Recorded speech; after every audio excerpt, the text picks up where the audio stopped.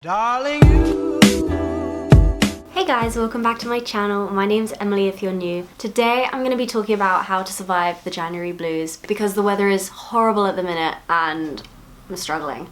So I've come up with a few things that I've been doing over the last few days that have helped a little bit, so I'm gonna get straight into it. This is also gonna be a super chatty, chill video, so grab a cup of tea and have this on in the background if you want. So the first thing I've been doing is trying my best to get all of my errands and chores done before the sun sets, which is slightly impossible, but I found that last winter I would go to the gym at 7:30, not even that late, but there was something so miserable about coming out of the gym and it was pitch black. So even just driving for a little bit in the dark always makes me a bit it just makes my mood go straight down. So if I can avoid it, I try and go before work, or if it's a weekend during the sunlight hours, go for a food shop or go to the gym first thing in the morning rather than later in the evening. I don't know why, it's just these few months in the year. It affects my mood so much, which is so weird. It's weird because in December and November it's quite nice to be out in the evening. I think because, you got Christmas lights everywhere and everything's cozy, but as soon as it gets to January, my body's get me inside. So I've been trying to do all my chores either on the weekend, chores like food shopping and car washing and stuff like that. I try and do it before work if I can, or on the weekend. I don't know why, it's just helped me so far. Also, another weird contradictory thing is I feel like the darkness in the morning is easier to deal with than the darkness in the evening. I feel like in the morning when it's dark you just feel like you've got your ish together and you're up before everyone else, even though it's dark until 8 AM.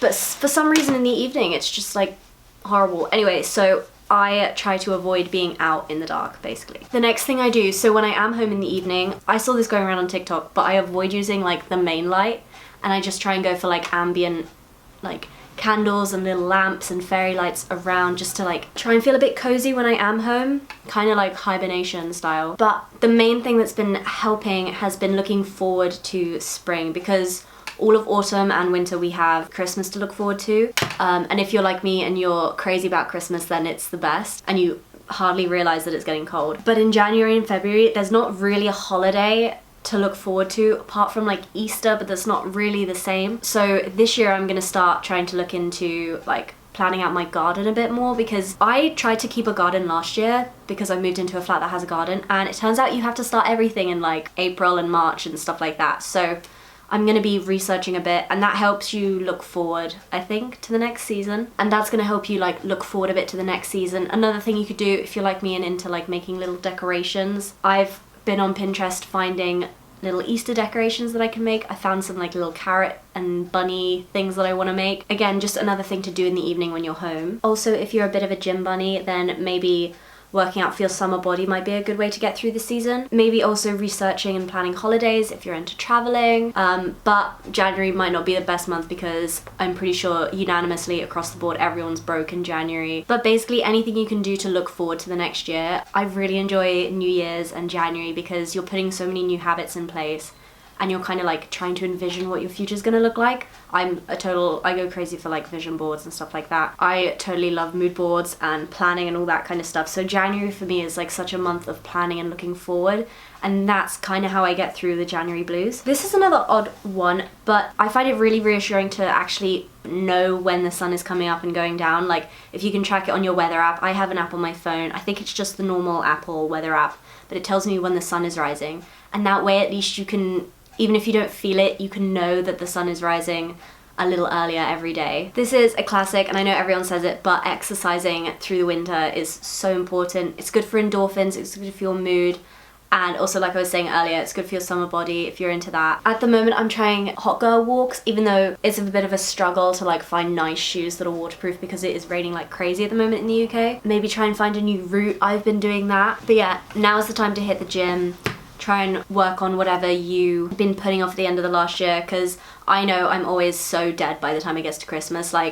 December 23rd and 24th this year I was dead. Like, you couldn't talk to me. I was so dead. But suddenly Christmas has happened and I feel like totally rejuvenated. So now is the time to use that energy and like get back on track with any habits or gym stuff that you wanted to do. Another important and general one is making social plans. Try to make as many social plans as you can just to get yourself out chatting to people, because as much as we all love hibernating during January and February, it is good to like get out and talk to people as well. Also, this is a good time of year to try and do like cheap things. We've all spent loads of money over Christmas, so if you can do wine nights at your friends' houses, or maybe walks, or just a little coffee date, something like that, keep it cheap. And then in February, maybe for Valentine's Day, you can plan something a bit more expensive. Maybe you could combine the last two tips and start going to a class at your gym. That way you'll meet people, but you'll also be exercising at the same time. So that's like double the endorphins, I think. I don't know anything about science, but I'm gonna say that that's double the endorphins. My last one is, if you're feeling the stress with money at the moment in January, especially with all the bills going up, write out a budget, because it may feel tedious, but it will take such a weight off your shoulders just knowing that you know exactly where your money's going for the next month until we all get paid at the end of January. But that'll be one thing that you don't have to stress about, because the last thing you want on top of all of the like January blues is to be stressed as well. So if you are starting to feel that, then get on a budget. There's so much stuff on YouTube that you can use that should be specific. You probably can find something that's like specific either to the UK or to the US, or to your particular income level, something like that. But yeah guys, that's all my tips.